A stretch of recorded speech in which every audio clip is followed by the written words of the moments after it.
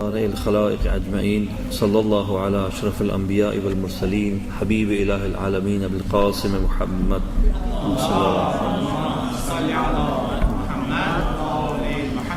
وعلى أهل بيته الطيبين الطاهرين المعصومين الذين أذهب الله عنهم الرجس وطهرهم تطهيرا.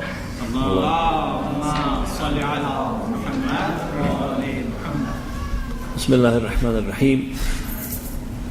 Brothers and sisters, I started the topic of marriage just for these 2 nights, last night and tonight. And we don't have much time left.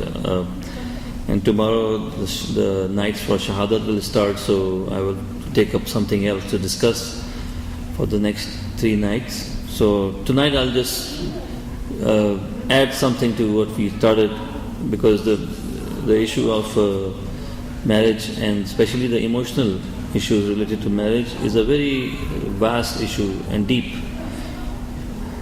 I tried to just show some pointers, like things for you to think about. And I will discuss today 2 things. One is the areas where problems happen in marriage. I emphasized the issue of love yesterday, and what are the primary things we need to do to alaykum salam, to make sure there's a positive environment in the family. Today I will just talk about 2 things. One is the areas where there's a potential conflict in the marriage that you have to be very careful about. The other is what kinds of problems happen, nature of problems.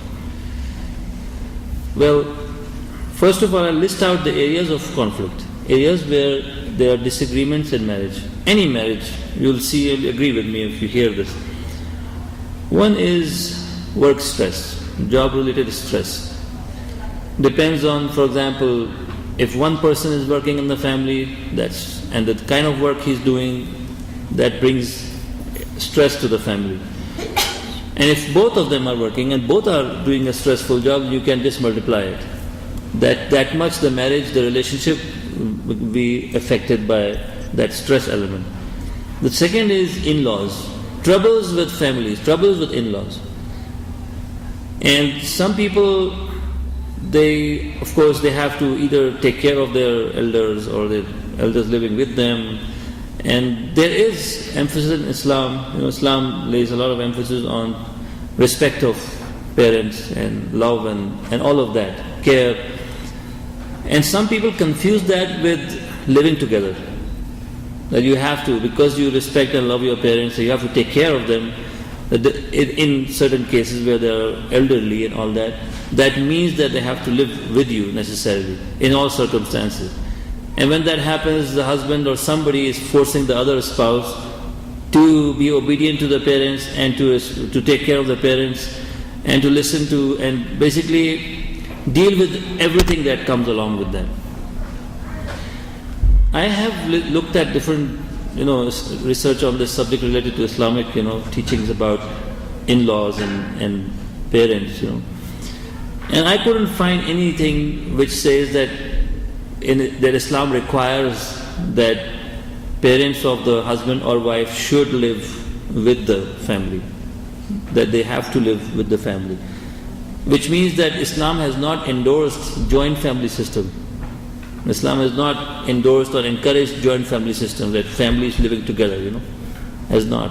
In fact, there are certain indicators in Quran which show that Islam accepts living, in fact, in place where, houses of uncles, houses of aunts, houses of talks, ayat of Quran, that means each has a different house. So it's not, if they were all living together, houses of your parents, because parents have their own homes, for example.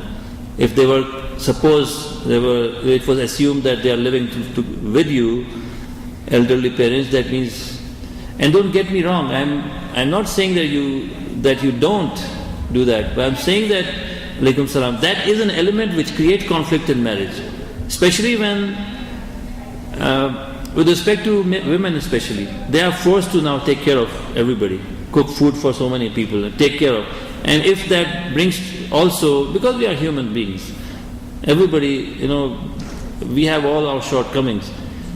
And there may be situations where presence of other people, other than the husband and wife and the kids, the nuclear family as they say, other than that puts burden on the family, on the relationship I mean. Because when a person gets married, then the husband and wife become the family. That is the primary family. Everybody else is secondary. Even the parents are secondary with respect to the marriage itself. Marriage means the marriage of husband, two people, and then their children. That's about it. Then taking care of the elderly, that is a duty. Naturally, it's a shukr of Allah. It is a human need, the person who feels gratitude for all that he has received. But that should not be mixed with living together necessarily, because we have to look case by case. And whenever there is a chance of any troubles between husband and wife, that is the place where you draw the line. That is the place we say, okay, we have to first of all fix our family. We have to keep our family strong. That is and must be strong. That relates not just to the two of them, their physical and mental health well-being, also to the children. If they see differences in the family, that's not good for the children. Whatever is the source of the conflict in the family, that source has to be dealt with. Work-related stress, do something about it. Deal with the stress such that it does not affect the relationship. If two people are working in the family, all this added, do something so that this stress is down. Change the nature of the job, hours of work. If for example maintain a little bit simple lifestyle, why does everyone has to have a huge house that requires that two people must be working and all of that? Find a way to deal with these issues, some more moral virtues like contentment. And you can save some money there too. But then you get used to looking at other people, we are used to, having all that kind of lifestyle because everybody has it. That's your status you define for yourself. And what is more important here is a relationship. If that is being affected, there is no point in having a beautiful house.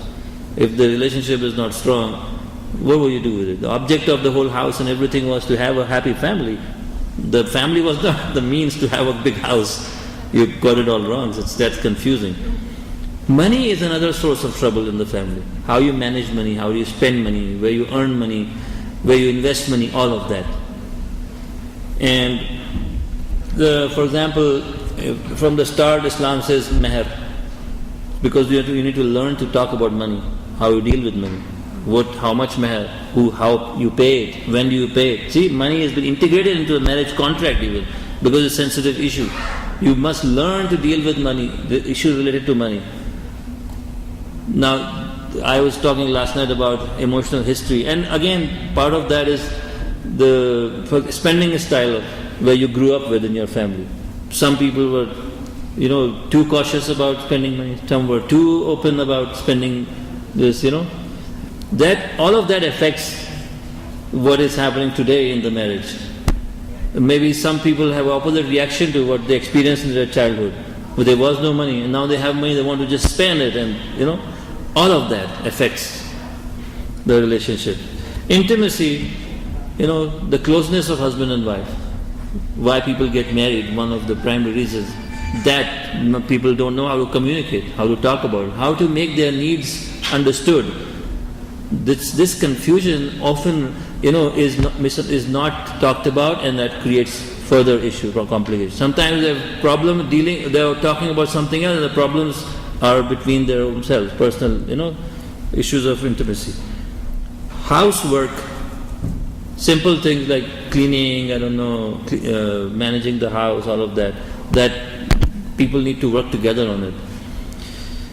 Parenting is one of the major issues. How you raise your children. And what kind of rules, what is the point of reference for the rules that you are making for your children? Is it because the neighbor does it this way? Or is it because the TV, is showing or what is the model of, of parenting that you take for yourself?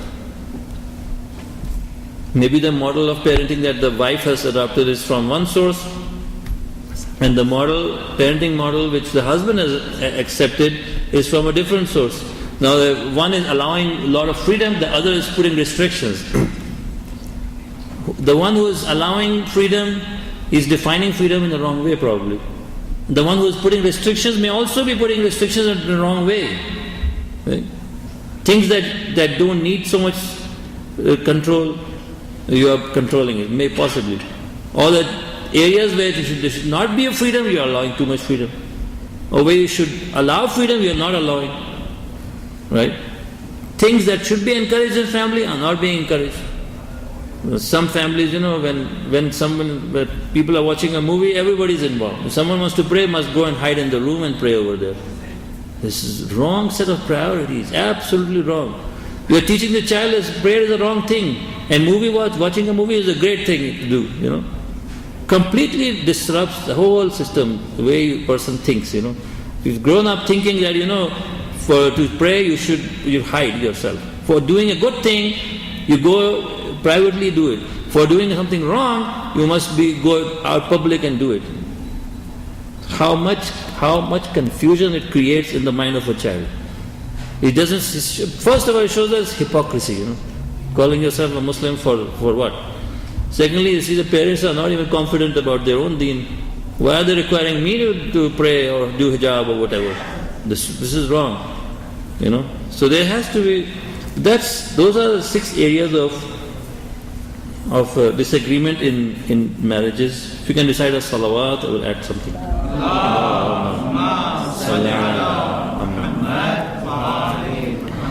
Another thing that's mostly based on research, and this is about kinds of problems in marriage, not the areas of conflict, rather in terms of how solvable problems are. It has been observed through a lot of research that most of the problems in marriage are not problems that could be solved immediately. Either they are problems that, like the way people are, it will take time, or probably it's a matter which, for example, if someone has some issue, like either a physical ailment or a mental issue, depression, anxiety or something like that, that's a perpetual problem. For you to say, okay, let me fix it, press this button and fix it. Or let's have an appointment with the doctor and fix it. You take this pill and you'll be fine. Well, certain cases possibly, but not in many cases. Similarly, there are many issues, like a person, like people, there's sometimes the way they spend their money, the way they grew up, that's what's contributing to this. How they deal with their family, that's a perpetual issue. Family means like in-laws, all of those other things. Issues of intimacy, all of these areas, like just expressing their emotions. One person is very impulsive, the other is more thoughtful, takes time to think about it, the other is blood rushes very soon, all of that. These are perpetual issues. 69% of problems are perpetual issues. And the rest of them are solvable problems in the sense that it can be easily fixed. Now, when I'm talking about perpetual problem, I don't mean that you can't solve the problem. You can't deal with it. Of course you can deal with it. What we need to understand is that you need to go a little deeper to understand, what is bothering. For example, knowing the person better. If you know that someone is a little impulsive, that means you need to know the person better, what is causing this impulsiveness, history of the person, right? What are the things that make a person stressed or angry, or what are the things that will make them happier, So you need to know that, because the assumption is that you want to live together. Now if you don't want to live together, you don't have to worry about it. But if you get married, that means now you have to know each other so that you can work around these things. If someone is impulsive, you know how you have to work around it. Someone has a problem of anxiety, you should know, create an environment in the house that does not trigger so much anxiety, Or if someone is depressed or has a chronic, for example, physical problem, then you have to know how to deal with the person. So you don't make it worse, or you try to deal with it, manage it, So So again, the object is that the emotional bond is stronger in marriage. That's the whole idea. The whole idea, if we get our goal right, then we know all these things have to be lined up in such a way that the relationship gets stronger. Because that's what's going to affect you emotionally and physically also. If the relationship is happier, stronger relationship, you are physically feeling better. Families where there is abuse going on, whether abuse between husband and wife or abuse of children, parents themselves are physically affected. There's more chronic pain, there's more heart problems, there are neurological issues, and doctors know that very well. In fact, in certain cases, divorce is better than living in an abusive relationship. A relationship where there's emotional or physical abuse, that's more dangerous. There's more chance of heart attacks, cardiac arrest, than getting a divorce and basically be done with, And that's very sad because they didn't do anything to prevent it. It comes to this point that now they have to do it this way, right? The stable marriages, they cope with perpetual issues. For example, they understand the issue and they work around it, And because they want to see, what are the dreams of the other person. Last night I emphasized on that, dreams of the other person. If you get married, if two people get married, basically, they need to know the person they get married to. What are the dreams? Dreams means like, what are the goals in life? What are the values? Maybe some of those are something you need to learn from. Some of those things are not good, you need to help correct it. So together to make yourself more compatible with each other, both as human beings, also as Muslims, Shia Muslims, they need to follow the examples of Aimma alayhi salam. And at the same time, like as human beings, well, people who are communists or atheists get married too, right? And they live happily forever. They don't kill each other because they are kafirs. They live together. All around us, people are non-Muslims are living, and many of them are very happy. So there are things as human beings that people do and they keep themselves happy. But as Muslims and Shia Muslims, we have to be more than that, not less. Happier and, more fulfilling. The relationship should be more meaningful than just living together as two business partners. It should be a relationship which leads to some more satisfaction in life. Not just material satisfaction, spiritual satisfaction.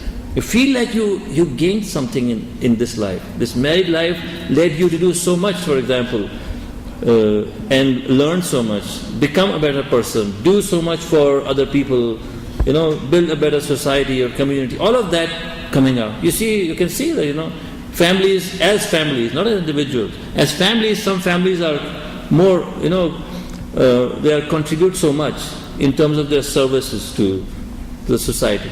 And there are families where probably one person is doing it, but the rest of them are not. Because they are not on the same page, as they say. They didn't create that bond among themselves. How could they contribute together as families? Because they didn't learn to do teamwork, as they say, right? The teamwork could be for business, but teamwork could be for establishing a good relationship and learn and acquire morals. Learning, intellectual growth and also moral development requires a good understanding and teamwork. If one says, no, we can watch movies all night, others says, no, on the other extreme of some religion that does, Islam also doesn't emphasize, some people take such an extreme position that the children as children, they cannot even deal with it. They cannot even take it, because they are children, they need fun, they need learning, they need to see people, having a good relationship together, and if there's a good environment, then children are more receptive in ways. They are willing to listen more because they are curious to find out. They come and ask questions. If they don't see that stable relationship, they don't want to get too involved. They want to stay away, and that's not good because the same dynamics, family dynamics, are going to pass on to the next generation. How you saw your parents doing it, more or less you are saying the same thing with your children. If that thing could be fixed, you can't go back in time, but now is the time so that the children tomorrow, because behaviors are just learned behavior, Learn behavior. You cope with situations the way you have always coped with situations. In children, as a child, if you were coping with situations with fear, you consider a small trouble as a threat upon your existence, for example. Imagine how you will deal with it. And as husband or as wife, if something, small thing also, it's similar to what you experienced in your childhood, you're going to show the same reaction after 40 years. Because brains, neurological pathways are created, and that's what that translates into action. To correct them requires a lot of effort. They can be corrected, but requires a lot of effort. To correct, once the neurological pathways are created, to correct them and change, erase memories and create new ones, it's not easy. Can be done, but how many people, for example, seek help? Just statistics in our own communities, you see how many people ever go seek help for emotional issues? Hardly ever. That's why you have all these problems. Troubles, fights, disturbances. I heard last night there was a trouble in the Islamic Center. It's coming from exactly the same place. You get children beaten up, everybody is watching, and naturally if you have some trouble like that, that's not the time for prevention, that's the time for now deal with the problem. Call the police, do something about it. But it's so sad that how much neglect is going on with children, that children allow themselves to hit another person. What have they seen at home that they come out and hit other people? Naturally the same abuse is going on at the house. Learn behaviors. People don't just go out and create new behaviors. They learn them and they go out and practice, because that's the only way they saw. They don't know anything. You don't learn behaviors by reading books. You learn them by experiencing them. Seeing is much more effective than reading a book about it. It takes time to translate something you have learned into practice. So much effort, everything, and help in the environment. The environment is already helped do something opposite. The damage is done, now you want to fix it, the only way is police. Yeah, it's like surgery, When you are too sick, all you need is to go to the ER. Because that's not the time to start from step 1. It's too late for that. But we want to prevent it, and it takes time, and we need to really focus on what kind of a relationship we have today, so that tomorrow we don't have this kind of problems. Having a problem like that in the Islamic Center, it's very sad. Well, Allah subhanahu wa ta'ala guide us and help us correct ourselves. وصلى الله على محمد وعلى الطيبين الطاهرين.